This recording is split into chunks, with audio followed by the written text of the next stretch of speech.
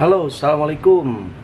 31 Desember dari pada asar jam 4 sampai 1 Januari pagi, hujan terus-menerus mengguyur kota DKI Jakarta dan banyak wilayah-wilayah lain juga.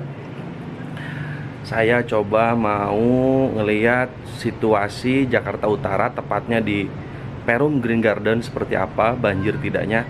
Soalnya dari pagi saya nggak bisa keluar, cukup makan mie instan terus plus kopi.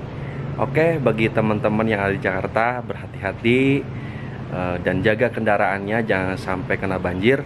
Alhamdulillah kendaraan saya aman ya, terbebas dari banjir, aman itu.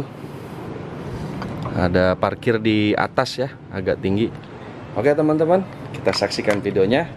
Kita keliling Perum Green Garden menggunakan drone. Oke, assalamualaikum.